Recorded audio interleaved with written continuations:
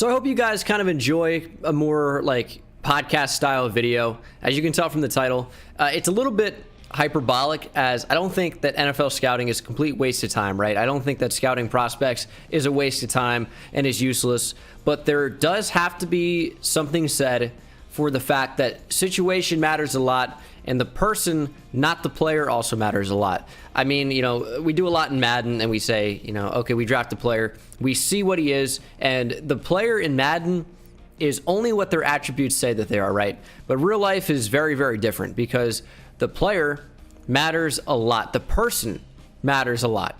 So if you don't have the perfect combination of all these things working, your career may or may not work out. Dwayne Haskins, as you can see here, is a very recent example of that, where he was a fairly hyped up guy, had only 1 year of college tape, but I think more so than him as a player, it was his personal mindset, work ethic, and antics, we'll say, off the field that kind of hindered his development and led him to the situation where in his second year as a former first-round pick, he was cut and completely off the team that drafted him, that thought so highly of him just a year prior.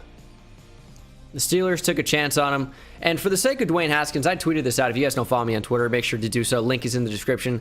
I get so many questions about things that I talk about on Twitter all day. So twitter.com/Bengal YouTube, place to be. But I said that I think this was the best thing for Dwayne Haskins when he got cut, because hopefully it was a wake-up call. Because he does have potential. He can be a good quarterback. We saw the player he was at Ohio State. But when you're out here and you clearly don't care about the team, you only care about yourself. And I think that was pretty clear with Dwayne Haskins, whether he would personally admit to that or not. He was a ridiculously bad influence on the team while with Washington football team. And that's just not being a good teammate in the locker room. That's, you know, what he does off the field as well, especially as a quarterback. There is more of an emphasis on you having your act together and leading by example. And I think when you're going out to strip clubs in a pandemic and you're doing all these things, especially after losses, what are you doing, man? It's just the drive clearly was not there. And again, I hope that was a wake-up call. But it also made me think from Instagram. I have a friend who runs the Pick Six, Sean. Shout out to Sean. And I saw this pop up in my feed as rarely as I get on Instagram. I do sometimes. Bengal YouTube, link is also in the description. And I saw some of these things about bad scouting reports, right? And then a comment here as well that kind of emphasized and illustrated what I've been saying for a while now, and many others have said this as well. This is not a unique idea, but maybe it's unique to you the first time you're hearing it, so I'd like to illustrate it to you. But a scouting report is highlighting a player's strength or weakness based on what you can see on tape. Of course, it goes beyond that sometimes if you do know about the player from a mental standpoint, a situational standpoint, things like that. But at the same time, situation matters a lot. So for Patrick Mahomes, for example, right? He was a bit of a raw prospect coming out of Texas Tech.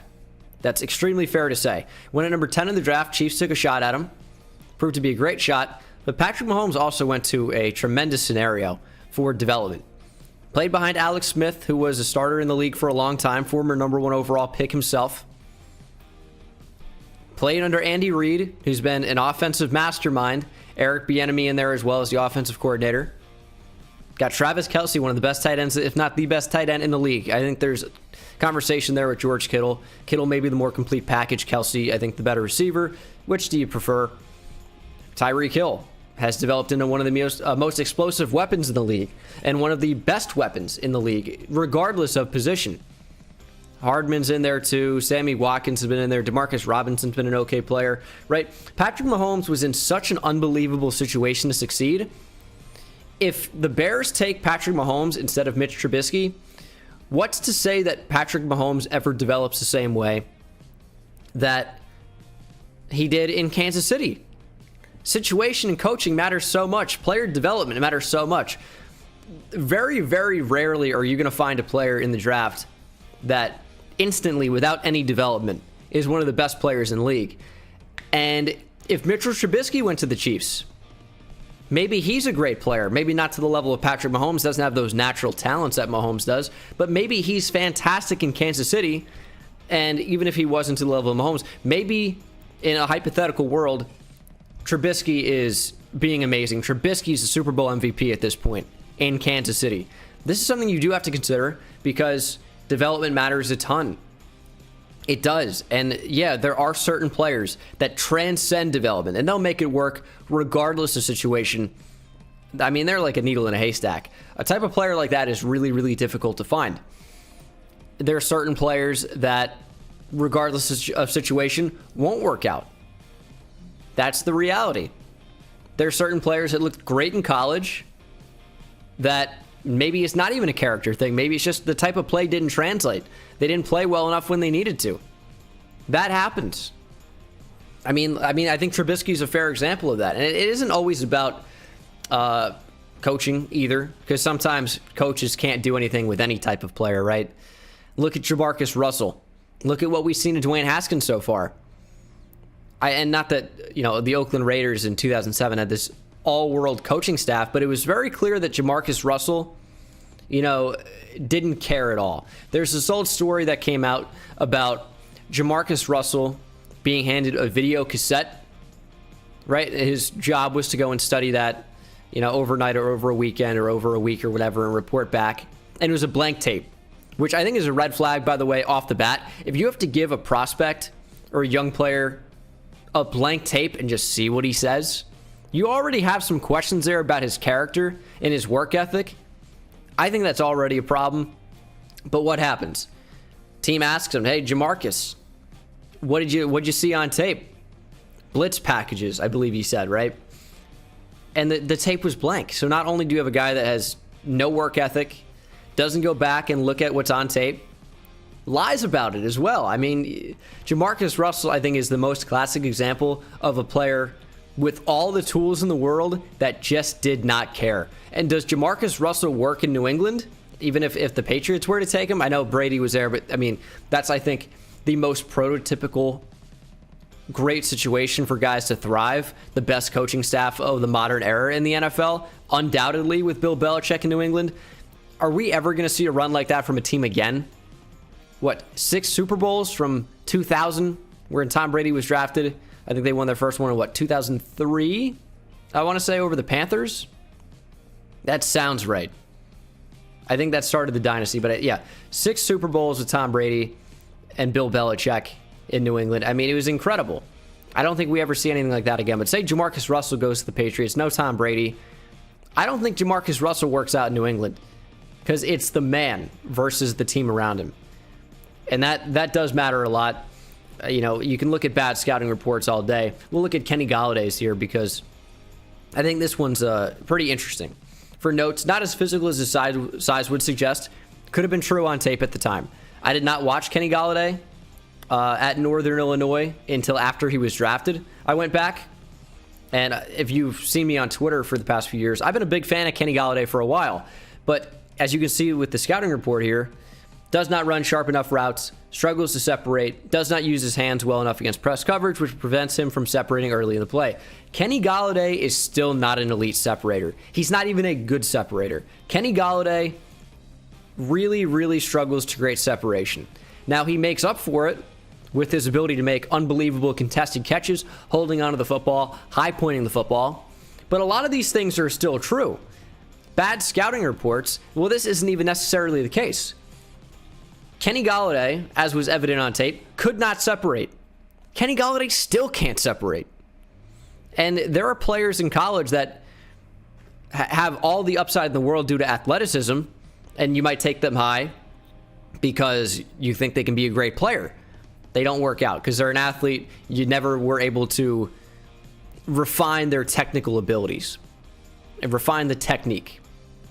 There's a player in college that could be extremely athletic and have no technique at all, and then learn it in the NFL, and then be dominant. I think Gregory Rousseau is a good guy to take a look at, because when I looked at Rousseau on tape, you can see the length, you can see the size, you can see some athleticism at times shine through, but technically I don't think he's very refined at all. But if Gregory Rousseau goes to the right system, the right coaching staff, the right defensive line coach, learns how to use his hands effectively, learns how to get off the football, which I don't think is a huge problem for him. If you saw my video on Greg Rousseau, you know some of his issues. I don't think his get off's tremendous, but I'm not sure that's something you can refine all that much. But you look at his hand placement and his ability to work in different pass rush moves. If Rousseau can do that at the next level and learn how to do these things over a year, 2 years, 4 years over his rookie deal, this could be a really, really good player. Like, I'd never say that a prospect will never work out, because that would be ridiculous to say, because you don't know what's going to happen at the next level when they get coached up. You have no idea until it actually happens. So Josh Allen, another great example. Josh Allen was a guy at Wyoming that did not look very good at all. That's the reality. But you love his arm, you love his athleticism, and you take a chance on him maybe being your future. Josh Allen as a rookie, very, very bad. Josh Allen in his second year, a little bit better of a playmaker. He flashed like he did a little bit at Wyoming, the ability to make some of these big, amazing plays, but was still quite poor as a passer. The classic metrics like completion percentage would show that. The more advanced metrics like adjusted yards per attempt, net yards per attempt, completion percentage above or below expected, those show that Josh Allen was very poor as well. Yet in year 3, much to his credit and to the coaching staff's credit, Josh Allen was amazing. Still had some times here or there, but overall, without question, Josh Allen was fantastic. One of the 5 best quarterbacks in the league this past year, I think you could say. Of course, when you come out with a quarterback rankings list, you have to go off more than just the past season. But Josh Allen was certainly one of the best 5 quarterbacks in the league, and I won't have any argument about that. You look at Patrick Mahomes, who had a down year, I guess, by his standards at this point. Aaron Rodgers, who's probably going to be your MVP. Tom Brady, who is incredible, and no one's talking about it. Going into a new system, proving that Tom Brady is not a system quarterback. He's a quarterback for whatever system you want. Because unlike New England, Tampa Bay highly stresses the deep ball, taking shots downfield, and Tom Brady has done that with the regularity that Tampa Bay and Bruce Arians require, and he's done so with accuracy, consistency. Tom Brady's been unbelievable. One of the 5 best quarterbacks in 2020 for sure. Josh Allen's certainly in there. I think Deshaun Watson's in there. Deshaun Watson was another guy I was not super high on coming out of Clemson, but has certainly proved me wrong, if you want to say that, because he did develop and he has played really, really well. And part of that was due to DeAndre Hopkins, and then maybe he had his best season individually this year with Brandon Cooks, still a great target. Will Fuller, when he was on the field, very solid. But Deshaun Watson's clearly very, very good. Josh Allen, I think, is certainly in that top 5 conversation for how well he played this year.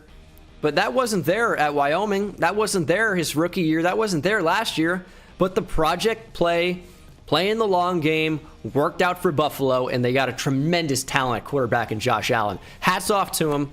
Round of applause. I know Bills fans and I have not seen eye to eye on that, because I never would hate on a player, right?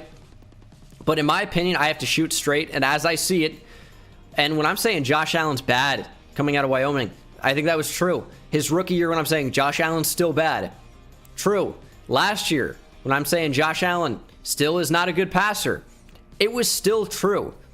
You can be right about a prospect and they can being bad, right? And you can still acknowledge that they've become this great player like Josh Allen has. I've never been a Josh Allen hater.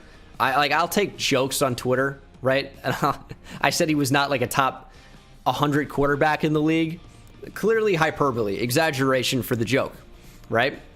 But I still didn't believe that Josh Allen was this great passer, because he wasn't. But now Josh Allen undoubtedly is a great passer. How much of that can you attribute to the coaching staff in Buffalo with Brian Daboll as their offensive coordinator? I'm not sure. Josh Allen completely reworked his mechanics, which is evident, and it's been amazing. Josh Allen's been incredible. So as much as you could be maybe right about a prospect, you still can be wrong about a prospect. You can see things that are wrong on tape. This is not a scapegoat, so I say, oh, I'm right all the time. Clearly not the case. And I could get 70% of the time I could get things right. But it's at 30% of the time that things are going to shine through.